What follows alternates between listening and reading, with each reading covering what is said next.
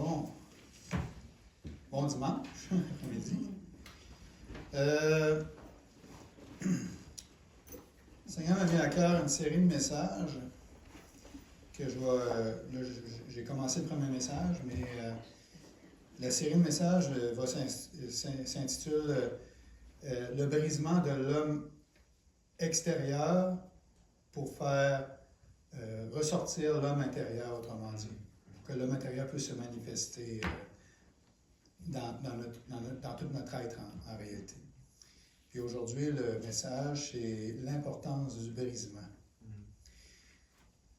Aujourd'hui, j'aimerais vous partager ce que le Seigneur m'a mis à cœur ces derniers mois. Tout d'abord, ce que j'aimerais vous partager, c'est l'évangile de prospérité qui est déjà propagé dans beaucoup d'églises, malheureusement. Ce n'est pas ça que je veux vous partager aujourd'hui, mais je vais vous en parler brièvement. C'est-à-dire qu'il y a beaucoup de personnes qui vous troublent ou qui troublent d'autres, qui disent que si tu as cette foi, là, que Dieu va te faire prospérer dans tous les domaines de ta vie.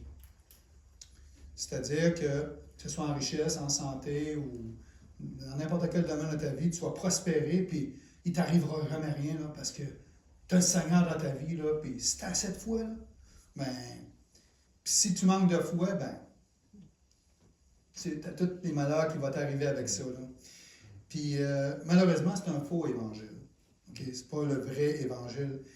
Il apporte seulement déception, découragement, puis désespoir. Puis certains même vont jusqu'au suicide à cause de ça, avec tout ce qui vous arrive. Puis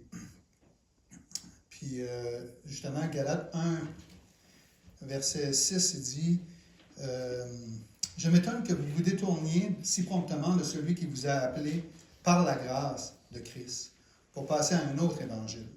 Non pas qu'il y ait un autre évangile, mais il y a des gens qui vous troublent et qui veulent altérer l'évangile de Christ. Mais si nous-mêmes, si un ange du ciel annonçant un évangile s'écartant de celui que nous vous avons prêché, qu'il soit anathème. Puis là, il la répète encore dans le verset suivant.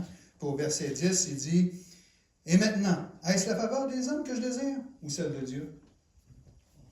Est-ce que je cherche à plaire aux hommes? Si je plaisais encore aux hommes, je ne serais pas serviteur de Christ. »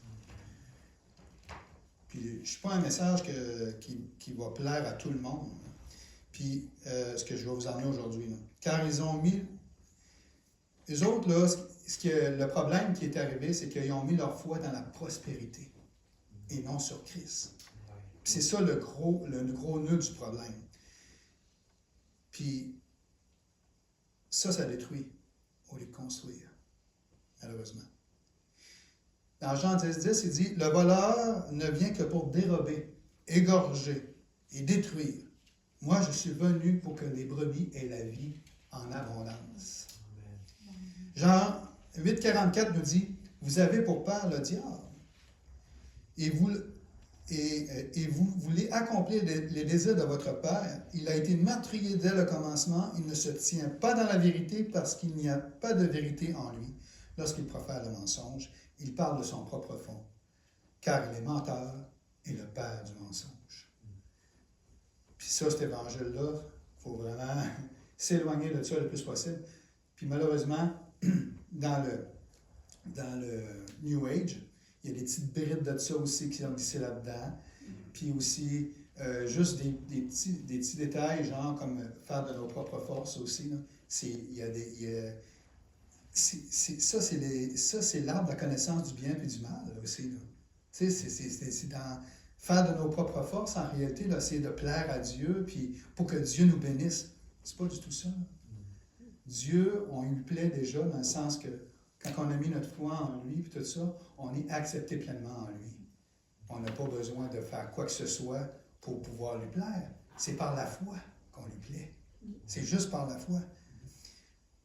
En réalité, on vit tous des épreuves. On participe tous à la communion des souffrances de Christ. En réalité, l'évangile de prospérité révèle un idole dans leur cœur.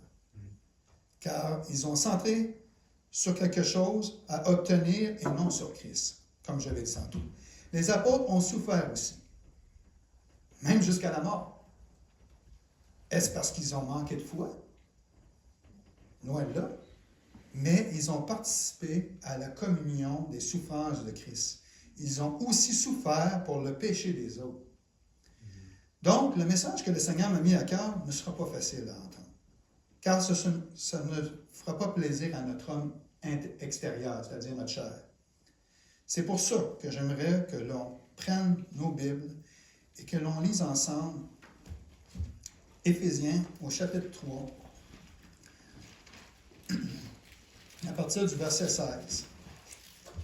Pour que le Seigneur nous ouvre l'esprit et d'être puissamment fortifiés dans notre homme intérieur. Ça, c'est vraiment une prière qu'on devrait quand même assez faire souvent pour les autres aussi. Parce que c'est ça. C'est à partir du verset 16. Même 14. À cause de cela, je fléchis les genoux devant le Père, de qui toute famille dans les cieux et sur la terre tire son nom, afin qu'il vous donne, selon la richesse de sa gloire, d'être puissamment fortifié par son esprit dans l'homme intérieur, en sorte que Christ habite dans vos cœurs par la foi, étant enraciné et fondé dans l'amour, pour que vous puissiez comprendre avec tous les saints quelle est la largeur, la longueur, la profondeur et la hauteur, et connaître l'amour de Christ qui surpasse toute connaissance, en sorte que vous soyez remplis jusqu'à toute la plénitude de Dieu.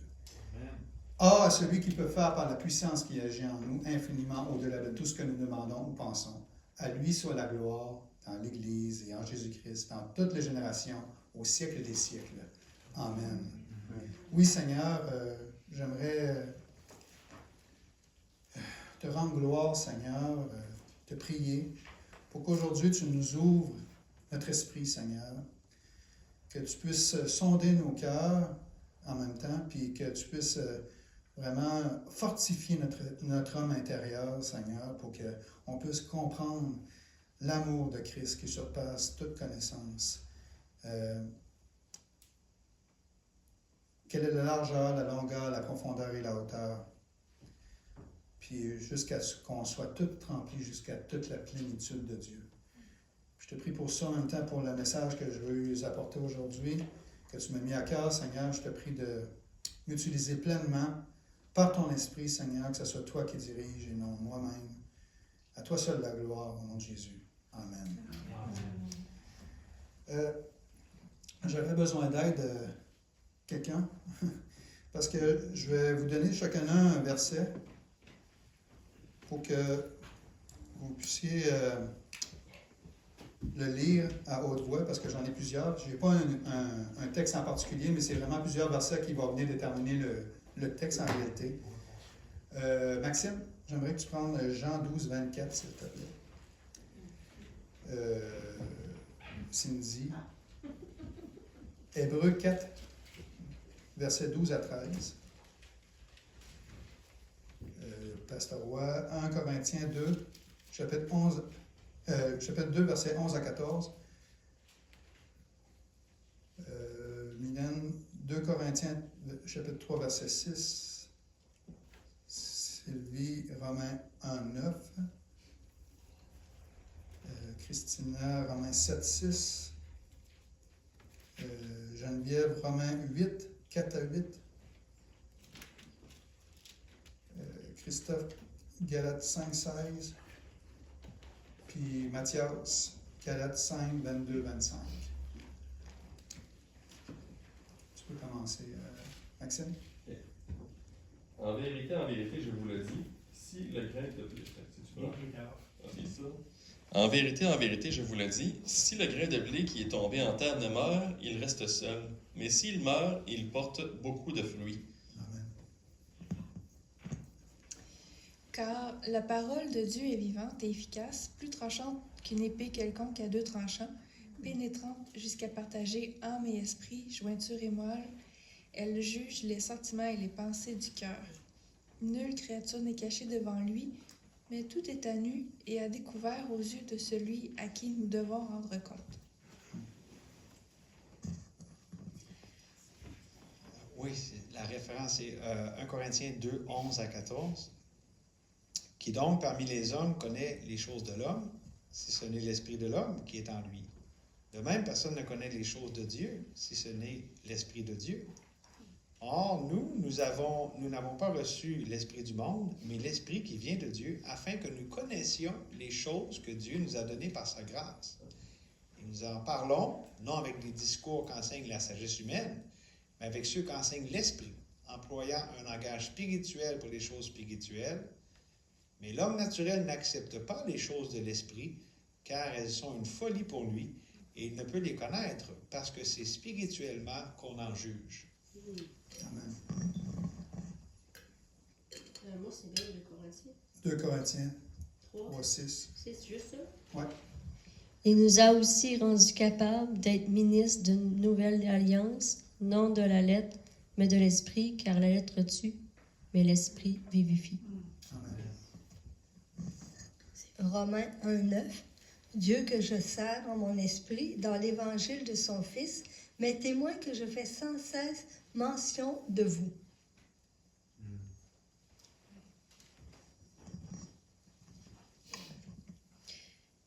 Romains 7, 6. Mais maintenant, nous avons été dégagés de la loi, étant morts à cette loi sous laquelle nous étions retenus, de sorte que nous servons dans un esprit nouveau et non selon la lettre qui a vieilli. Romains 8, 4 à 8. Et cela afin que la justice de la loi fût accomplie en nous, qui marchons, non selon la chair, mais selon l'esprit. Ceux, en effet, qui vivent selon la chair, s'affectionnent aux choses de la chair, tandis que ceux qui vivent selon l'esprit s'affectionnent aux choses de l'esprit.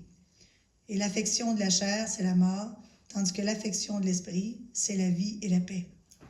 Car l'affection de la chair est inimitié contre Dieu, parce qu'elle ne se soumet pas à la loi de Dieu et qu'elle ne le peut même pas. Or, ceux qui vivent selon la chair ne sauraient plaire à Dieu. Galates 5, 16. Je dis donc, marchez selon l'esprit et vous n'accomplirez pas les désirs de la chair.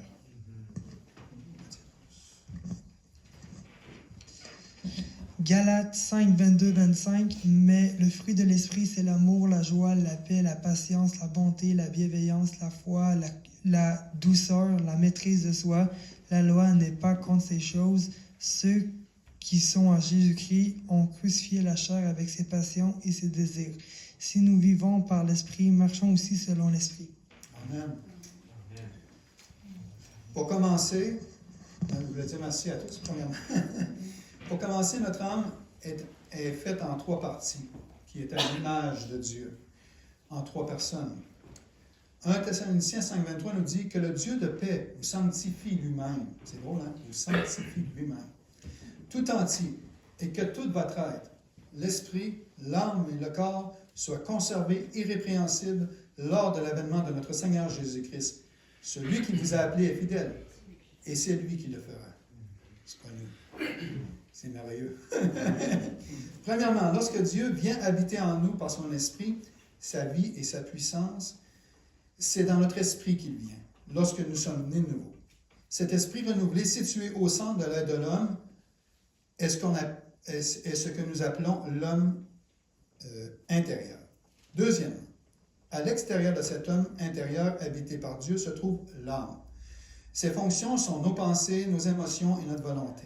Troisièmement, l'homme extérieur de notre corps physique, caractérisé par ses instincts externes de la vue, de l'ouïe, de l'odorat, du goût et du toucher.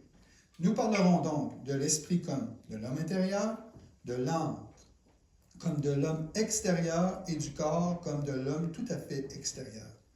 N'oubliant en aucun cas que notre homme intérieur, l'esprit humain, est l'endroit où l'esprit de Dieu habite, l'endroit où l'esprit du Seigneur est joint à notre esprit. Dans 1 Corinthiens 6, 17, il est écrit « Mais celui qui s'attache au Seigneur est avec lui un seul esprit. » De la même manière que nous revêtons nos vêtements, de même notre homme intérieur porte notre homme extérieur. C'est-à-dire que notre esprit porte l'âme, pareillement notre esprit et notre âme portent le corps. En général, les hommes sont plus conscients de l'être extérieur et de l'homme tout à fait extérieur. À cause de ça, ils ne comprennent pas l'homme intérieur, c'est-à-dire leur esprit. C'est ça qui est triste. Là. On ne peut pas servir Dieu si nous n'avons pas notre homme intérieur libéré. Et Dieu utilise l'épreuve, justement, les circonstances, pour briser notre homme extérieur, pour libérer notre homme intérieur. Dieu utilise l'épreuve pour accomplir son travail en nous. Dans 1 Pierre, au chapitre 4, verset 12, il décrit « Bien-aimés, ne soyez pas surpris, comme d'une chose étrange qui vous arrive, de la fournaise qui est au milieu de vous, pour vous éprouver.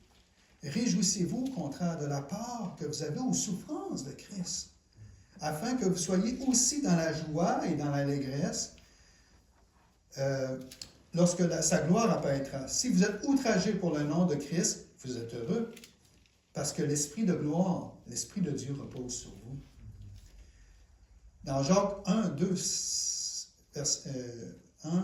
verset 2 à 7, il écrit « Mes frères, regardez comme un sujet de joie complète les diverses épreuves auxquelles vous pouvez être exposés, sachant que l'épreuve de votre foi produit la patience, mais qu'il faut que la patience accomplisse parfaitement son œuvre, afin que vous soyez parfaits et accomplis sans faillir à rien.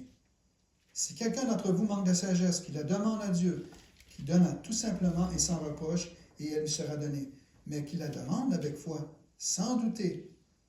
C'est là qu'on voit l'importance de la foi là-dedans.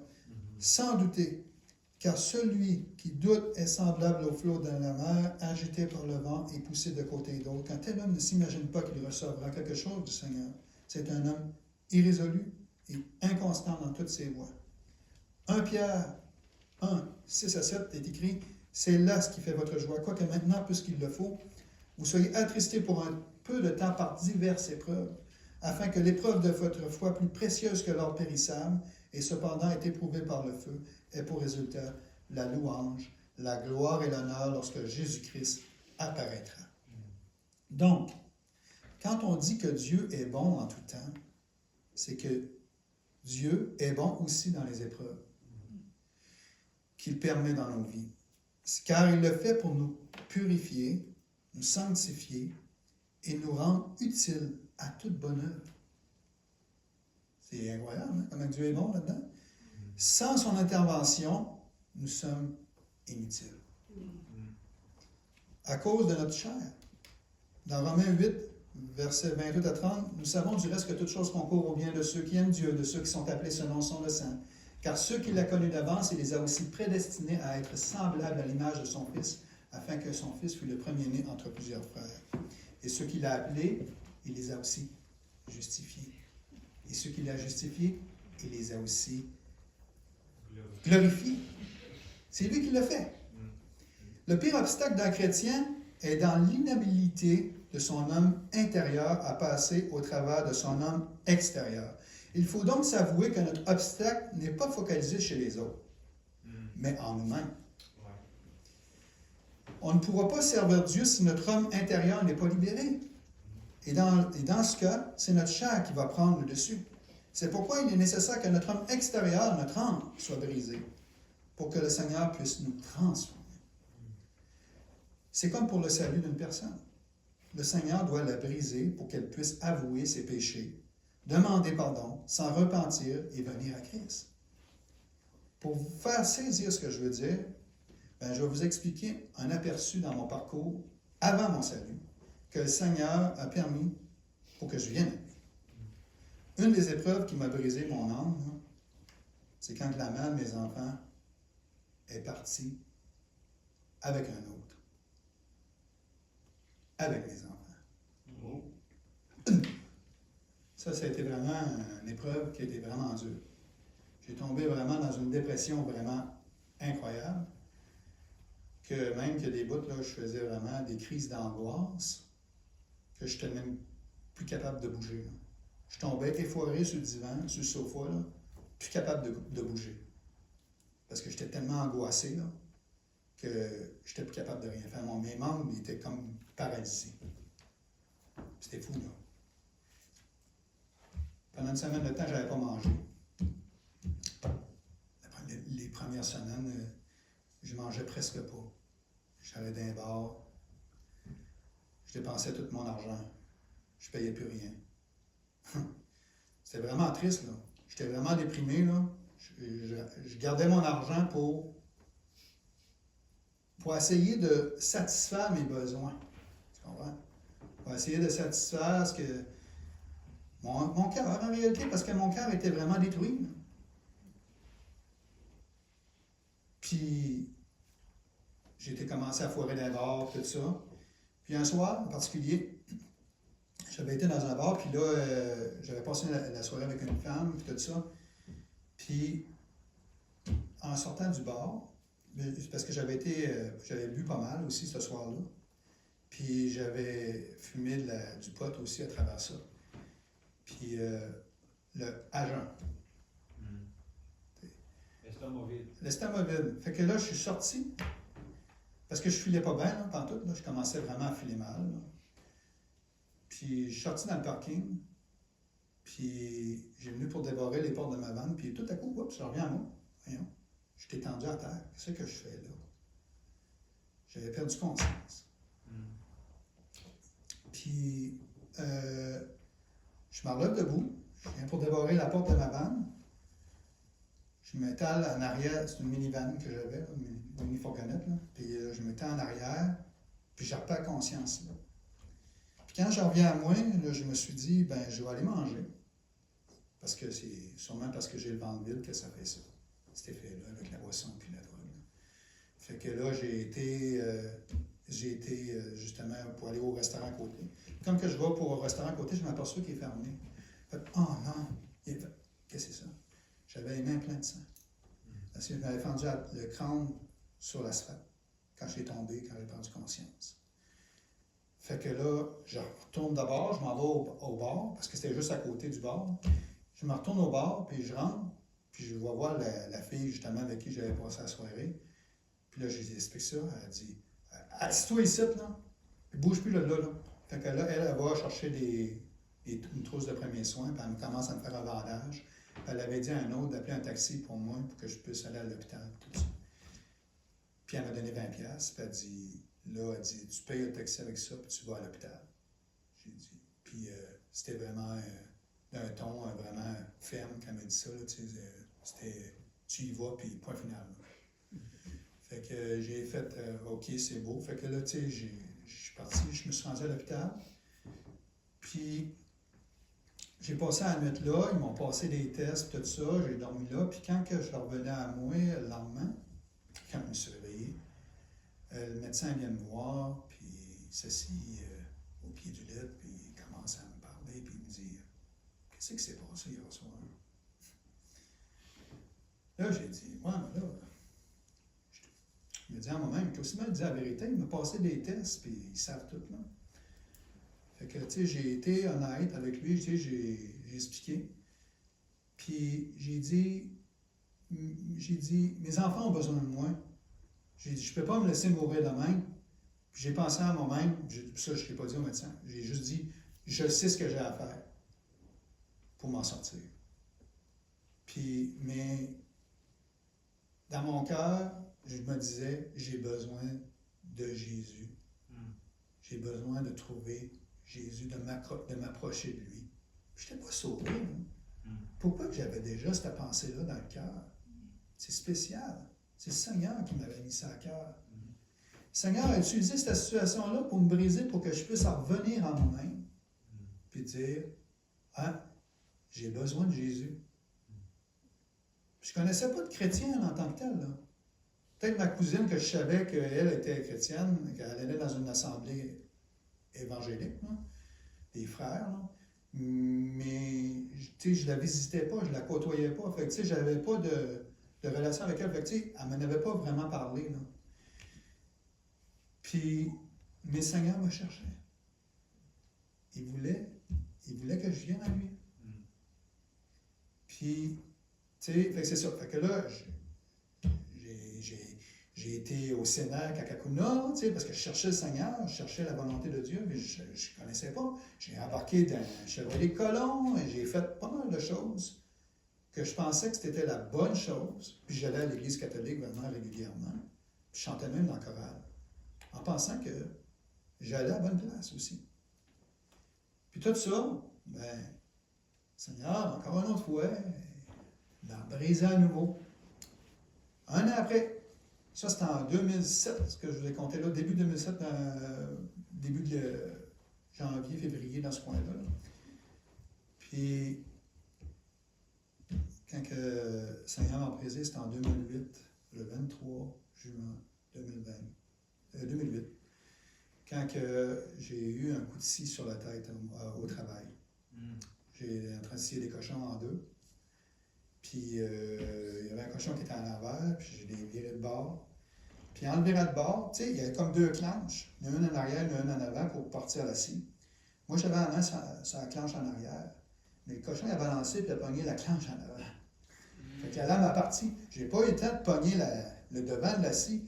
La scie a tassé, puis elle est venue pogner une patente de fer, puis elle a levé, puis elle est venue taper sur la tête. J'ai écrasé à terre. J'ai pas perdu connaissance. Elle m'a juste écrasé à terre. J'étais chanceux cette fois-là, vraiment. Là. Le Seigneur m'a vraiment protégé. Là. Puis, les gens me regardaient, il y en a qui étaient sortis de l'éviscération, puis là, ils ont arrêté la chaîne. Ils étaient là en avant de moi, ils me regardaient. « Hey, qu'est-ce que vous faites là? » J'ai dit « Allez chercher le chef d'équipe, faites de quoi? » Il y en a un qui s'est réveillé, puis il s'est ressaisi, puis il est allé voir Une chance que je t'ai réveillé. J'avais pas perdu conscience, rien. Puis ils sont venus me chercher, ils m'ont emmené à l'hôpital. Puis l'infirmière, elle m'a dit « Ah, une chance que... » Parce qu'elle avait vu que j'avais une croix autour du cou. Puis là, elle dit, une chance, elle dit, qui t'a protégé. J'ai dit, ouais, elle dit, le Seigneur a envoyé son ange pour me protéger. Il a mis la main en dessous pour pas que ça aggrave la chose. Il m'a protégé. Je n'étais pas sûr. Puis durant les 2 semaines que j'étais en convalescence à cause de ça, j'ai lu des livres. Puis ça a fait en sorte que je m'écrase à terre, puis que je crie à Dieu, « Seigneur, j'ai dit, c'est quoi la vérité là-dedans? C'est quoi tu veux de moi? Oh, Wally, c'est quoi tu veux que je fasse? » Puis durant les mois qui ont suivi, Dieu a utilisé un de mes collègues de travail, Louis, pour me parler du Seigneur, puis il a emmené Pasteur Rioux chez nous, puis ils m'ont parlé du Seigneur, puis le 8 février 2009, c'est là que je me suis converti à Christ. Dieu a utilisé ces périodes de brisement-là pour se révéler à moi, pour que je puisse me convertir à lui, pour que je puisse venir à lui, me repentir. C'est pas moi, là. Dieu m'a brisé. Puis encore après, par rapport à la cigarette, je fumais comme 2 paquets par jour. J'étais découragé, là. Je voulais arrêter de fumer. Parce qu'il y avait une de mes sœurs qui m'a dit « Sébastien, savais-tu ça que c'est un péché de fumer? » Non. Je sais qu'il y en a qui ne sont pas d'accord avec ça, mais moi, je sais que dans mon cœur, c'est un péché. Parce que Dieu me l'a vraiment montré. Là. Puis, elle dit « Savais-tu que c'est un péché? » Je dis « Pourquoi tu dis ça? » Tu sais, je n'ai pas monté sur mes grands chevaux et dire « Ouais, oh non. » Non. J'ai dit « Pourquoi tu dis ça? » Parce que tu détruis la santé que Dieu t'a donnée. C'est un fait. Oh. Oui. C'est vrai. Dieu m'a donné la santé, puis moi, j'étais en train de la détruire un petit peu. À cause de ça. Puis, à partir de ce jour-là, j'ai décidé d'arrêter de fumer. Mais ça n'a pas été une chose de plaisir. Hein. Ça n'a pas été facile. Dieu m'a brisé encore là. Parce que Dieu a utilisé les crises de nicotine pour me briser, que je vienne à lui, puis que je dise « Hey, je suis plus capable. Seigneur, enlève-moi cette dépendance-là à la nicotine. Je suis plus capable de rien faire. Enlève ça, je vais le faire. » Mais il n'a pas seulement enlevé la dépendance à la nicotine. Il a tout enlevé. Le goût, Parce que je passais en avant. Parce qu'avant, là, tu sais, je pouvais passer... Ça sent bon? Non, pas du tout. Je passais à côté des fumeurs, puis ça ne me dérangeait plus. Parce que le Seigneur m'a enlevé le goût, il m'a enlevé la dépendance, il m'a enlevé tout. Il m'a vraiment libéré. Il a libéré Il a brisé mon homme extérieur pour libérer mon homme intérieur, pour pouvoir enlever cette dépendance-là, puis tout ce qui venait lié à ça. Puis Dieu peut libérer des dépendances. Il l'a prouvé là. Ça essaye la drogue, ça essaye n'importe quelle dépendance, n'importe quelle idole qu'on a dans notre vie qui vient prendre la place de Dieu. Ben Dieu peut venir nous libérer là-dedans. Donc, j'ai dû accepter que je ne pouvais plus rien faire. J'ai dû laisser Dieu agir dans la situation, car lui seul pouvait agir. Je me suis accroché à lui pour qu'il intervienne. Et c'est ce que Dieu veut. C'est-à-dire qu'il veut nos cœurs. Puis dans ce cas, le moi doit mourir pour qu'il puisse intervenir.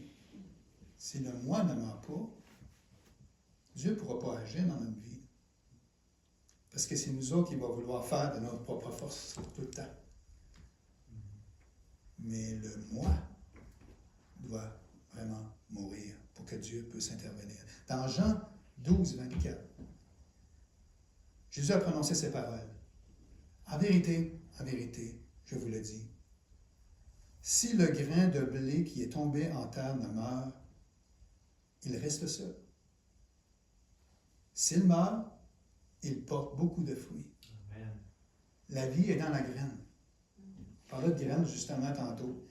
Cependant, il y a une coquille très dure qui est autour de la graine. Il faut que la coquille soit brisée pour que la graine puisse pousser. Si le grain de blé ne tombe en terre et ne meurt, quelle est donc cette mort? Cette mort est le résultat de la température et de l'humidité que la terre produit sur la graine, qui provoque le brisement de la coquille. Une fois que la coquille est brisée, la graine peut pousser et porter du fruit. Donc, la vie de Dieu habite dans notre homme intérieur. La coquille autour de la graine, c'est le moi. Notre homme intérieur. C'est le moi qui a le cou raide. Oui. Excuse-moi, Sébastien, est-ce que ça serait aidant si j'amène mon pot avec les graines, que c'est vraiment visuel, là, de voir que c'est en train de sortir? Ça peut être à la fin aussi. Oh, oui, à la fin, tu pourras le faire. Oui, c'est sûr que ça pourrait aider. La vie de Dieu dans notre homme intérieur. La coquille autour de la graine, c'est le moi qui a le cou raide. Tu sais, quand il disait que le peuple d'Israël, que c'était un peuple au cou raide, qui n'écoutait pas et qui ne se soumettait pas à Dieu, c'était ça. On est tous de même. Malheureusement. Puis Dieu veut briser ça pour que sa vie puisse se manifester en nous, pour qu'on ait la vie en abondance. Que ça coule comme des flots, en tout cas, tu sais, c'est vraiment... en tout cas, je t'ai vu. La coquille autour de la graine, c'est le moi à courette, c'est-à-dire qui était dessus. Tant que notre homme extérieur, notre chair n'est pas brisée, cela empêche la vie de Dieu de se manifester. Dans ce temps-là, on est dans le désert aride, desséché et sans eau. Prenons Jérémie au chapitre 17. Ça, c'est vraiment une illustration.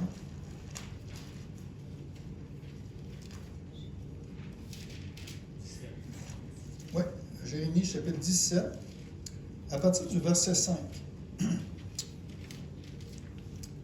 Il dit, « Ainsi parle l'Éternel. Maudit soit l'homme qui se confie dans l'homme et qui prend sa chair pour lui, qui prend le moi pour lui, qui essaie de ses propres forces et qui détourne son cœur de l'Éternel. » Wow! Quand on fait ça, on détourne notre cœur de l'Éternel. Il est comme un misérable dans le désert. Il ne voit point arriver le bonheur. Il habite les lieux brûlés du désert, une terre salée et sans habitants. Mais on voit le mais Dieu après. C'est ça que j'aime là-dedans. Béni soit l'homme qui se confie dans l'Éternel et dont l'Éternel est l'espérance. Il est comme un arbre planté près des eaux, qui étend ses racines vers le courant. Il n'aperçoit point la chaleur quand elle vient, et son feuillage reste vert dans l'année de la sécheresse. Il n'y a point de crainte, il ne cesse de porter du fruit. Ouais, c'est tout. Ça rentre tout là-dedans. C'est incroyable. Mais que toutes les Écritures parlent de ça. C'est pour notre bien. Comme Israël, après leur sortie d'Égypte, quand ils ont passé la mer Rouge, ils ont poussé des cris de réjouissance. Myriam a fait jouer ses tambourins, puis ils sont mis à chanter et à louer l'Éternel. 3 jours après, c'était totalement différent. Ils sont mis à se plaindre parce qu'ils ont commencé à manquer d'eau, puis ils avaient soif. Ah! Tu nous as fait sortir d'Égypte pour nous faire mourir dans le désert. Puis ils ont commencé à crier, puis à dire tout ça, à se révolter contre Dieu en réalité. C'est ça qui est triste. Dieu voulait les briser pour qu'au lieu d'être centrés sur le moi, qu'ils se tournent vers Dieu et qu'ils mettent toute leur confiance en lui pour qu'ils s'appuient sur ses promesses. À cause de ça, à cause de leur incrédulité, puis à cause de leur incrédulité, puis du moi qui prenait tout le temps le dessus, ben, ils ont erré dans le désert pendant 40 ans. C'est triste. Ils n'ont même pas pu rentrer dans la terre promise. C'est la régénération suivante qui est rentrée après eux. Même Moïse, il a perdu patience. Il a frappé 2 fois le rocher, une deuxième fois le rocher, puis il était supposé juste dire « Hey, que l'eau coule », puis juste par la parole, puis il n'a pas pu rentrer. Il a vu de loin, mais il n'a pas pu le voir. Il n'a pas pu rentrer, je veux dire. Pourquoi? Parce que Israël ne se sont pas laissés briser par Dieu. Donc, le grain de blé doit mourir. Notre moi, qui veut prendre toute la place, doit mourir. C'est-à-dire notre volonté, nos sentiments et nos pensées doivent mourir et laisser Dieu donner vie à notre âme pour qu'il se manifeste aussi dans notre corps. Ensuite,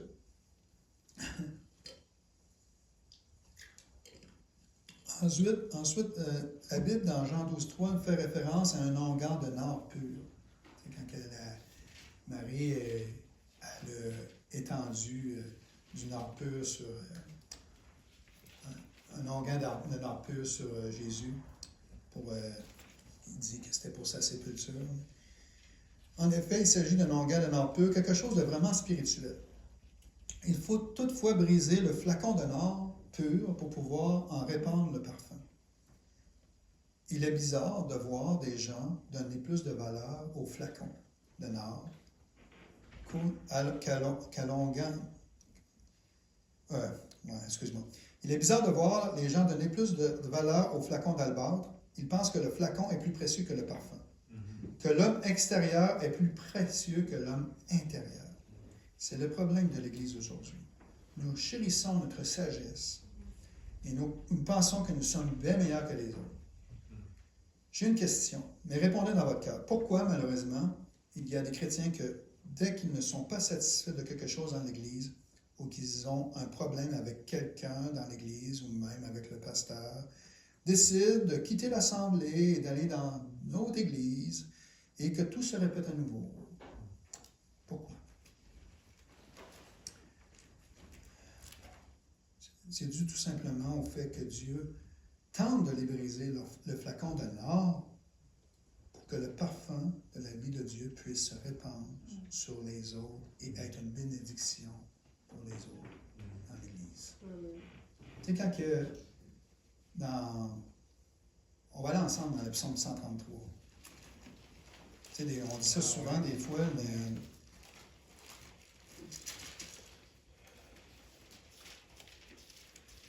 juste le verset 1.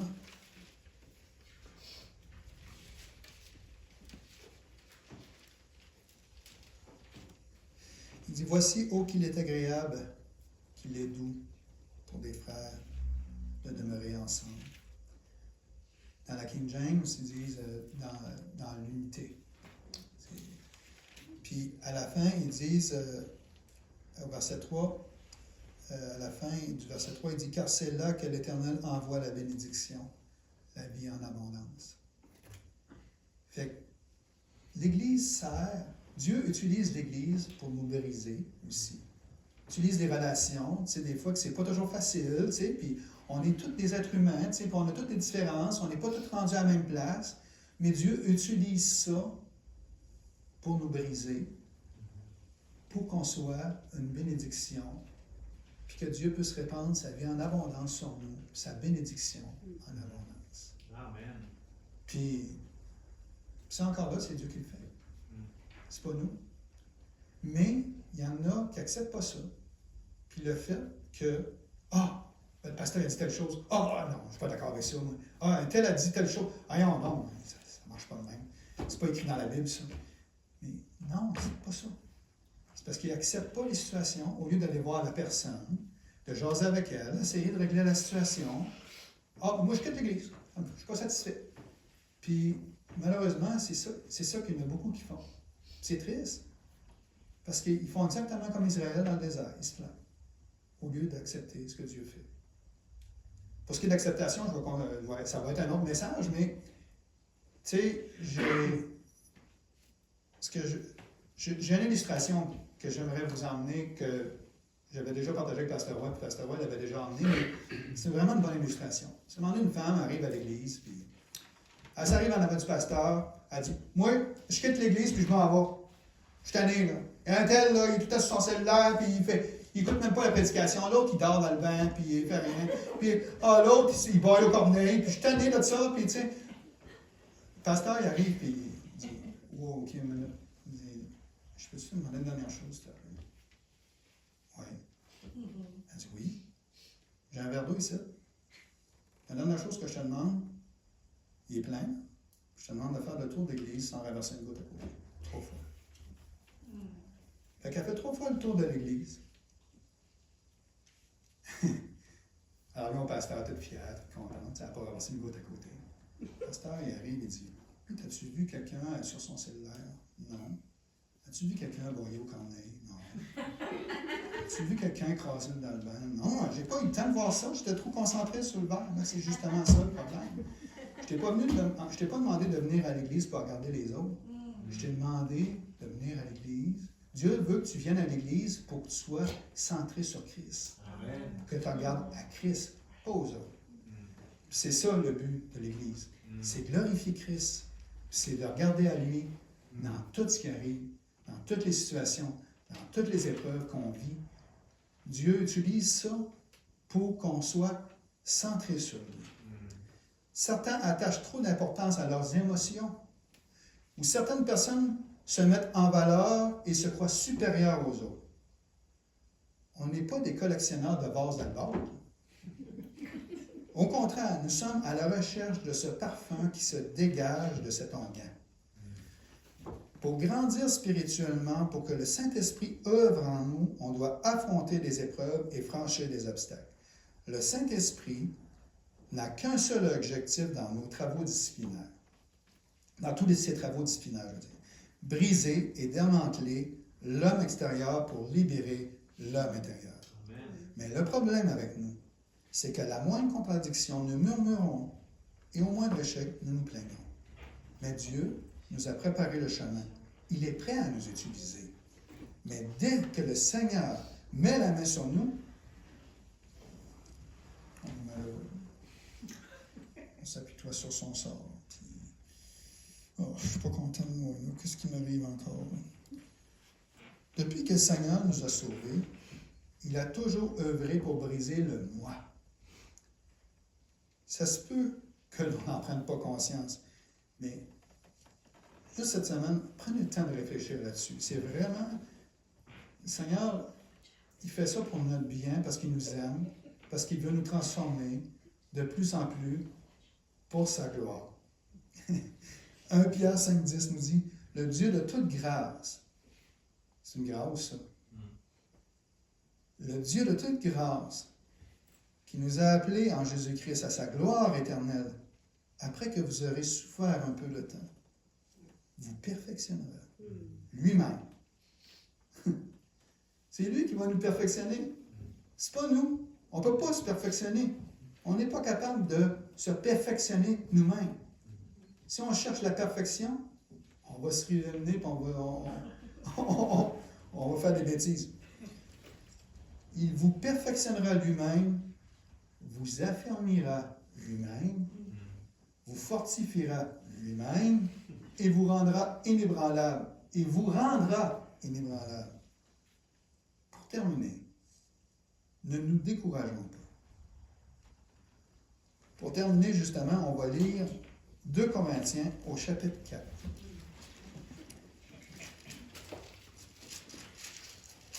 À partir du verset 7.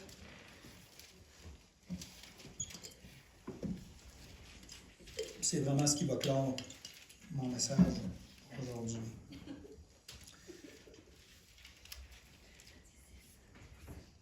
Nous portons ce trésor dans des vases de terre, afin que cette grande puissance soit attribuée à Dieu et non pas à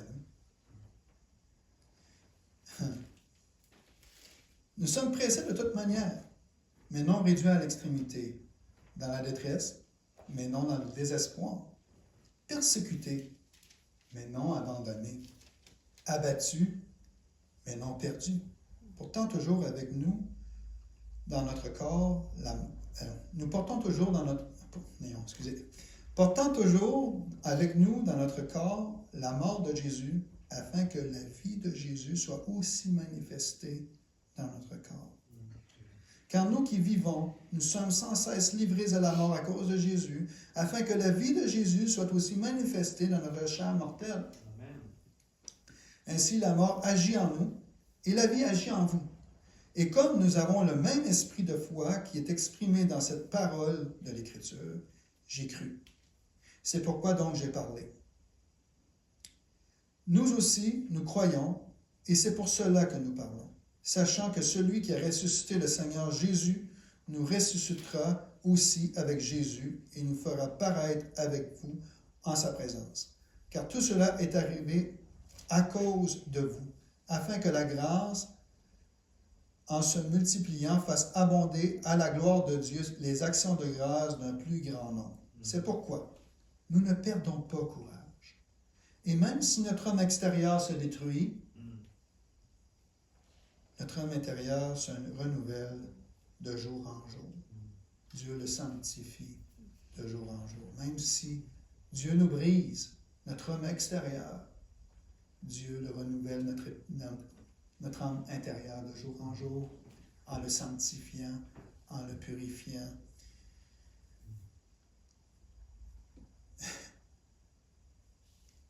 Car nos légères afflictions du moment présent produisent en nous, au-delà de toute mesure, un poids éternel de gloire, parce que nous regardons non point aux choses visibles, mais à celles qui sont invisibles. Car les choses visibles sont passagères. C'est de la vanité. Mais les invisibles sont éternels. Amen. Merci. On prie. Merci Seigneur. Merci pour ta parole. Merci pour ce que tu nous as partagé aujourd'hui, Seigneur, que tu as partagé à travers moi. Je te rends toute la gloire, Seigneur, parce que c'est pas moi. Je te remercie, Seigneur, d'avoir utilisé aujourd'hui pour ta plus grande gloire. Je te prie, Seigneur, de vraiment ouvrir nos cœurs à saisir davantage ce message, à saisir l'importance du brisement dans nos vies. L'importance que tu es au contrôle de tout. Puis je veux vraiment que tu continues l'œuvre que tu es en train de faire en nous, Seigneur, pour ta plus grande gloire. Et c'est au nom de Jésus que je te prie. Amen.